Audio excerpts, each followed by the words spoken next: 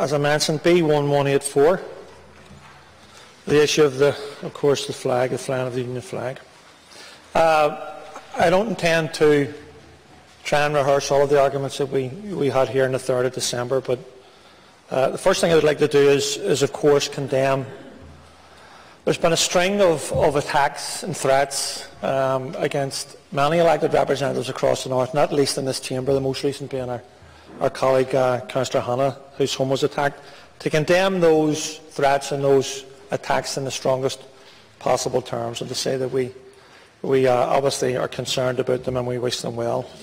And of course there's been a very determined attempt, a campaign almost of intimidation directed against, I would say for the most part, the people who voted for change, to change the policy of the flag in this Council on the 3rd of December.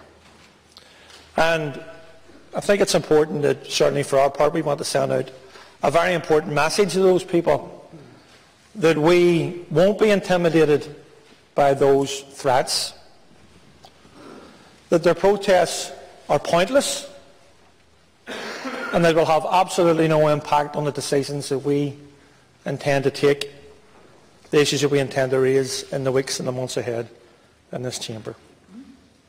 But to those who will listen, we want to say a number of things. We do and we will respect the British culture and British traditions in this city. Equality means mutual respect. It's not one way.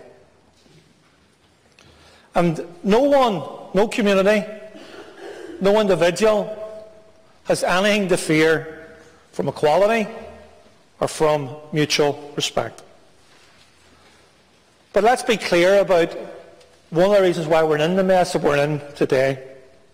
There has been a failure of leadership on the part of unionist political parties in this city and across the North. They have been led by the nose by a tiny group of unelected individuals, UVF men, National Front supporters, and an assortment of head cases. Will the member take a point? Not on this occasion, yeah. Alderman. Unelected individuals like the IRA Army Council. What we needed, of course, was leadership, positive leadership from within unionism, but unfortunately we didn't get that in this city. But it's not too late. It's not too late at all. Some members, some individuals within unionism have asked for a discussion about the importance of symbols, of flags, of identity. And we welcome the opportunity to have that discussion in this chamber and indeed elsewhere. We welcome an opportunity to talk about and discuss what parity of esteem and about what equality means for every tradition in this city, not just one tradition. And we look forward to that discussion. And we also note that some of the protesters, some of the spokespersons for these protests have talked about deprivation and about poverty in lawless working class communities. And we are as much concerned about poverty anywhere in this city, whether it's in the Newton Arch Road, or Tigers Bay, or the Shankill, or the Falls, or the White Rock, or Andersonstown.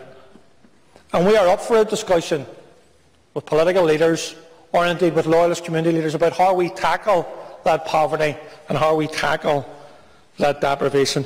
Of course, the irony is that earlier last year in this council, in our committees, we had a discussion about developing a very modest anti-poverty strategy in this council. But of course, who opposed that strategy?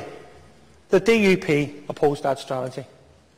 So part of the reason why there has been a lack of leadership on these matters is because there's been a lack of leadership within unionism in this chamber in relation to poverty, in relation to unemployment, in relation to deprivation, not least in their own areas and their own communities. So we would welcome the opportunity to talk to loyalist community leaders about how we work with them to tackle these important issues in our city. So, just to finish off, we want to make this point. No one has anything to fear from equality. No one has anything to fear from mutual respect.